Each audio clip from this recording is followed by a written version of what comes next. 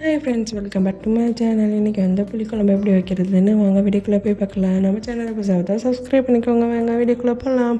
கத்திரிக்காய் அரிஞ்சு வச்சுருக்கோம், கருவேப்பிலை, பெரிய வெங்காயம் 2 கட் பண்ணி வச்சுருக்கோம், தக்காளி வந்து 2, பூண்டு, முருங்கைக்காய். வாங்க வீடியோக்குள்ளே போய் எப்படி புளிக்குழம்பு செய்கிறதுன்னு பார்க்கலாம். அதுக்கு முன்னாடி புளிக்குழம்புக்கு அரைக்கிறதுக்காக வந்து தேங்காய் துருவல், சோம்பு 1 டீஸ்பூன், மிளகு 1 டீஸ்பூன், இதை வந்து நல்லா வந்து மிக்ஸி ஜாரில் போட்டு நைஸாக அரைச்சிட்ட பிறகு அதிலே வந்து பாதி வெங்காயம் கட் பண்ணி வச்சுருக்கோம், அது 5 பல்லு பூண்டு, பாதி தக்காளி, அதையும் அரைச்சி நைஸாக எடுத்து ரெடி பண்ணி வச்சுக்கோங்க. பூண்டு ஒரு 5, அரை தக்காளி வந்து ஆட் பண்ணி அதையும் நல்லா வந்து மிக்ஸி ஜாரில் போட்டு நல்லா அரைச்சி எடுத்துக்கோங்க. இப்போ வந்து ஒரு நெல்லிக்காய் சைஸ் புளி வந்து ஊற போட்டுருந்தோம், அதை வந்து இது மாதிரி நல்லா கரைச்சி எடுத்துக்கோங்க. இப்போ நம்ம வந்து குழம்புக்கு கரைக்க போகிறோம். இதே மாதிரி நல்லா வந்து ஊறினோடனே புளி வந்து இது மாதிரி கரைச்சி எடுத்துக்கோங்க.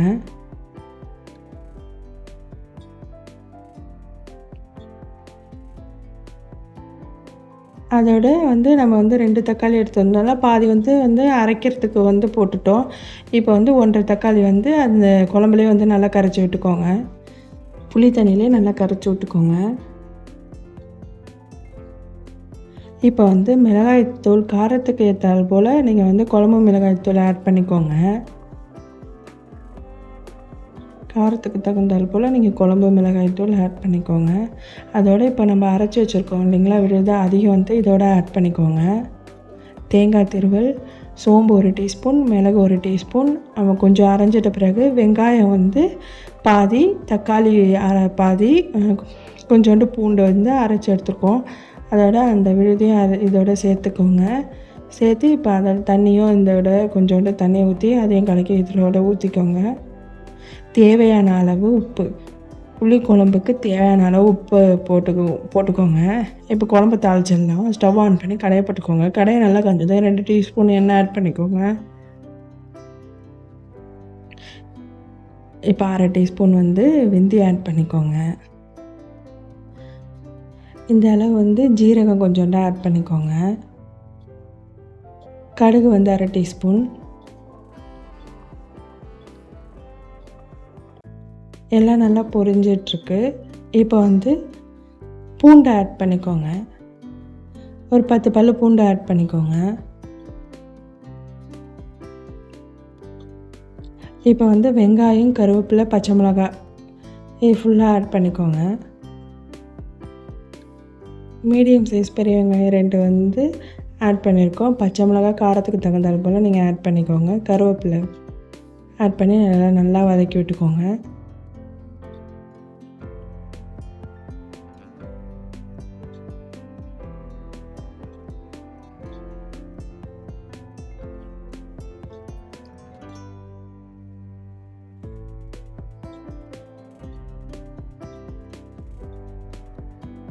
இப்போ வந்து கட் பண்ணி வச்சுருக்கிற வந்து கத்திரிக்காவை ஆட் பண்ணிக்கோங்க. அது எண்ணெயிலே நல்லா வந்து வதங்கிடணும்.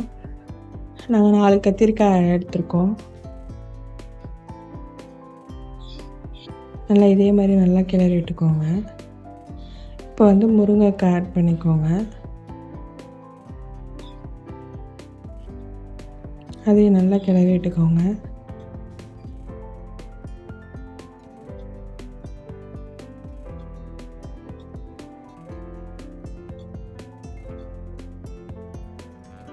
இப்போ வந்து நம்ம கரைச்சி வச்சுருக்கோம் தெரியுங்களா குழம்புக்கு, அதை வந்து இதோட ஆட் பண்ணிக்கோங்க.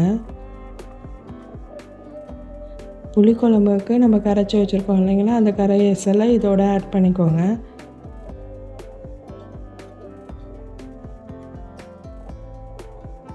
இப்போ தேவையான அளவு நீங்கள் தண்ணி ஆட் பண்ணிக்கோங்க. நம்ம ஏற்கனவே வந்து நம்ம கரைச்ச தண்ணியெலாம் ஆட் பண்ணியிருக்கோம். இப்போ வந்து மூடி வச்சுருங்க. தட்டு போட்டு மூடி வச்சுருங்க. நல்லா கொதிக்குது. அடிக்கடி கிளறி விட்டுக்கிட்டே இருங்க.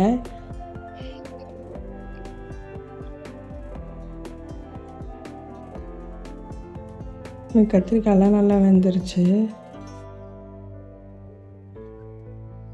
ரொம்ப சூப்பராக இருக்கும். மறக்காமல் ட்ரை பண்ணுங்கள். ரொம்ப ஈஸியாக குயிக்காக செஞ்சிடலாம். ரொம்ப காரம் இருக்காது, ரொம்ப டேஸ்ட்டாக இருக்கும். அதே மாதிரி தட்டு போட்டு நல்லா வந்து மூடி வச்சுருங்க. அடிக்கடி இடையில வந்து கிளறி விட்டுட்டுருங்க.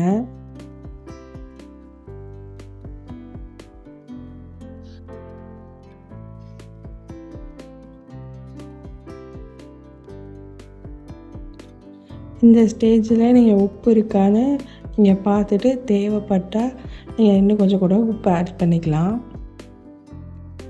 இப்போ வந்து ஒரு 5 பூண்டை வந்து இடித்து இதோட ஆட் பண்ணிக்கோங்க. ரொம்ப சூப்பராக இருக்கும். நம்ம பூண்டு எவ்வளோத்துக்கு எவ்வளோ போடுறோமோ அவ்வளோ ரொம்ப டேஸ்ட்டாக இருக்கும். நீங்கள் தோலோடு நீங்கள் இடித்து போடும்போது அதோடய டேஸ்ட்டே வேறு மாதிரி இருக்கும். நீங்கள் வந்து மறக்காமல் இதே மாதிரி ட்ரை பண்ணுங்கள். ட்ரை பண்ணிவிட்டு கீழே கமெண்ட் பண்ணுங்கள்.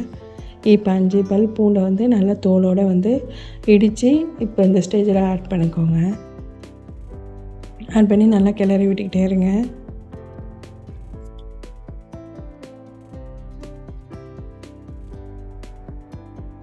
நம்ம குழம்பு நல்லா கொதிச்சிட்ருக்கு.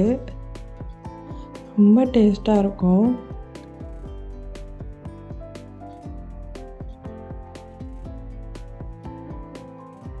பாருங்கள் எவ்வளோ வந்து நமக்கு வந்து திக்காக இருக்குது.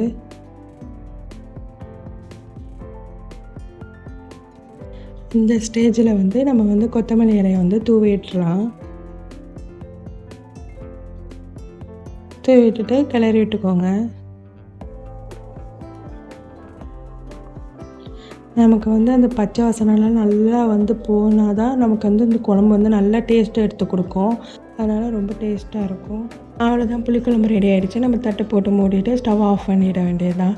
அவ்வளோதான், புளிக்குழம்பு நமக்கு ரெடி ஆகிடுச்சு. ரொம்ப சூப்பராக இருக்கும், ரொம்ப டேஸ்ட்டாக இருக்கும். மறக்காமல் ட்ரை பண்ணி பார்த்துட்டு நீங்கள் கீழே கமெண்ட் பண்ணுங்கள். சேனலை நீங்கள் இப்போ தான் புதுசாக பார்த்தா சப்ஸ்கிரைப் பண்ணிக்கோங்க. கீழே உள்ள பெல் ஐக்கனை கிளிக் பண்ணிக்கோங்க. அப்போ தான் நாங்கள் நெக்ஸ்ட் டைம் வீடியோ போடும்போது உங்களுக்கு நோட்டிஃபிகேஷனாக வரும். மறக்காமல் இதே மாதிரி ட்ரை பண்ணி பாருங்கள். Thanks for watching. Bye.